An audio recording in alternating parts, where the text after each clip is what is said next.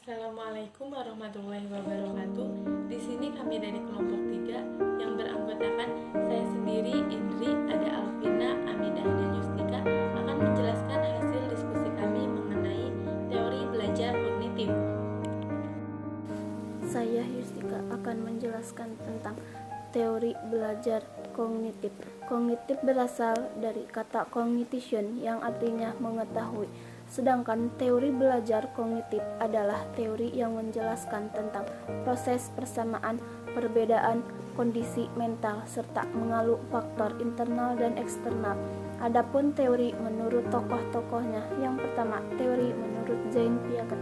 Jean Piaget mengemukakan bahwa proses akan terjadi apabila ada aktivitas berinteraksi dengan lingkungan sosial dan lingkungan fisiknya. Jean Piaget membagi skema yang digunakan untuk memahami ada 4 periode berkorelasi. Yang pertama, periode sensori motor, dan yang kedua, periode praoperasional, dan yang ketiga, periode operasional konkret, dan yang keempat, periode operasional formal. Dan yang kedua, teori menurut Brunner. Setiap mata pelajaran dapat diajarkan dengan efektif dalam bentuk yang jujur, intelektual dalam setiap tingkat perkembangan. Dan yang ketiga, teori menurut David Paula Ausubel. Suatu proses pembelajaran di mana informasi baru dihubungkan dengan struktur. Dan yang terakhir, menurut Gestalt, sebuah teori yang membahas tentang persepsi manusia melalui perorganisasian komponen hubungan dan pola yang menjadi kesatuan. Implikasi belajar kognitif. Menurut Jean Piaget, yang pertama, individu dapat mengembangkan pengetahuan sendiri, di mana pengetahuan yang dimiliki oleh setiap individu dapat dibentuk dan dikembangkan oleh individu itu sendiri melalui interaksi dengan lingkungan, sehingga terjadi perkembangan dalam pengetahuan, wawasan, dan pemahamannya. Yang kedua, individualisasi dalam pembelajaran.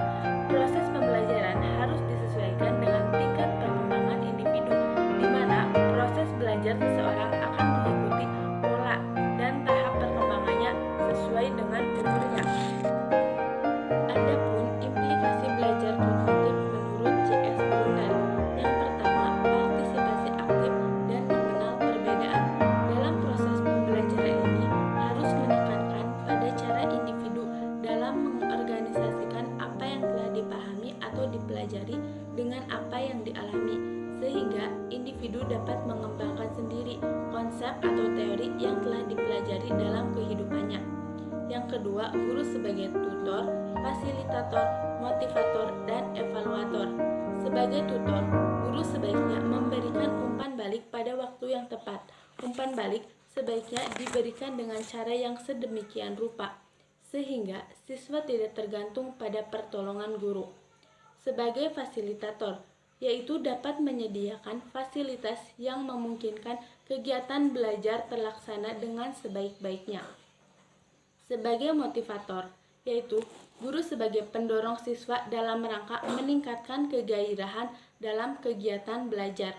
Sebagai evaluator, yaitu berperan untuk mengumpulkan data atau informasi tentang keberhasilan pembelajaran yang telah dilakukan.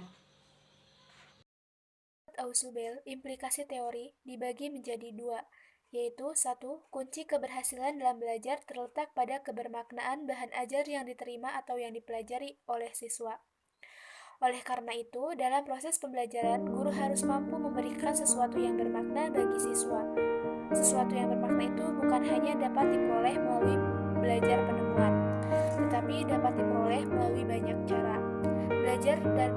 Belajar dengan menghafal dan ceramah pun dapat menemukan sesuatu yang bermakna, asal dilakukan secara sistematis, menjelaskan dan menghubungkan antara konsep yang satu dengan konsep yang lainnya. Untuk mewujudkan pembelajaran yang bermakna ini, guru sangat dituntut untuk mampu menggali dan mengeksplorasi segala potensi yang dimiliki oleh siswa, dengan berbagai macam strategi, model, metode, dan pendekatan pembelajaran, sehingga siswa terbantu dalam memperoleh informasi, ide, keterampilan, cara berpikir, dan mengekspresikan dirinya guna mendapatkan sesuatu yang bermakna dari proses pembelajaran. Yang kedua yaitu belajar bermakna akan berhasil apabila ada motivasi intrinsik dari dalam diri siswa. Motivasi yang terpenting adalah motivasi intrinsik, yaitu motivasi yang ada dari dalam diri individu. Dengan adanya motivasi intrinsik ini akan menumbuhkan minat dalam diri individu dan menggerakkan individu untuk mempersiapkan diri untuk belajar, baik mempersiapkan diri secara fisik maupun psikis. Komponen teori kognitif. Adapun beberapa komponen dalam teori kognitif, yaitu yang pertama asimilasi. Asimilasi merupakan proses pengintegrasian atau penyatuan informasi baru ke struktur kognitif yang sudah ada. Contohnya, seorang siswa yang mengetahui prinsip penjumlahan, jika gurunya memperkenalkan prinsip perkalian, maka terjadilah proses pengintegrasian antara prinsip penjumlahan yang sudah dipahaminya dengan prinsip perkalian informasi baru yang akan dipahami. Yang kedua, akomodasi. Akomodasi merupakan proses penyesuaian antara struktur kognitif ke dalam situasi yang baru. Contohnya, siswa ditelaah mengetahui prinsip perkalian dengan gurunya memberikan soal perkalian. Yang ketiga, ekuilibrasi atau penyeimbangan. Proses penyesuaian yang berkesinambungan antara asimilasi dan akomodasi.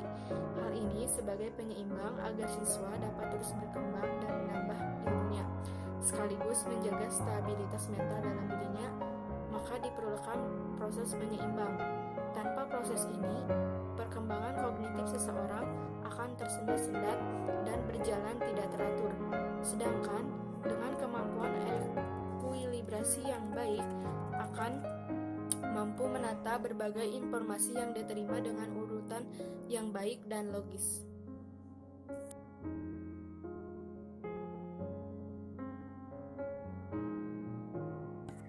Penerapan teori belajar kognitif. Yang pertama, belajar tidak harus berpusat pada guru, tetapi peserta didik harus lebih aktif. Oleh karenanya, peserta didik harus dibimbing agar aktif menemukan sesuatu yang dipelajarinya. Konsekuensinya, materi yang dipelajari harus menarik minat belajar peserta didik dan menantangnya sehingga mereka asik dan terlibat dalam proses pembelajaran. Yang kedua, bahan pembelajaran dan metode pembelajaran harus menjadi perhatian utama. Peserta didik akan sulit memahami bahan pelajaran jika frekuensi belajar hitung loncat-loncat. Bagi anak SD, pengoperasian suatu penjumlahan harus menggunakan benda-benda, terutama di kelas-kelas awal, karena tahap perkembangan berpikir mereka baru mencapai tahap operasi konkret. Yang ketiga, dalam proses pembelajaran, guru harus memperhatikan tahapan perkembangan kognitif peserta didik. Materi dirancang sesuai dengan tahapan perkembangan kognitif itu dan harus merangsang kemampuan berpikir mereka. Yang keempat, belajar harus berpusat pada peserta didik karena peserta didik melihat sesuatu berdasarkan dirinya sendiri.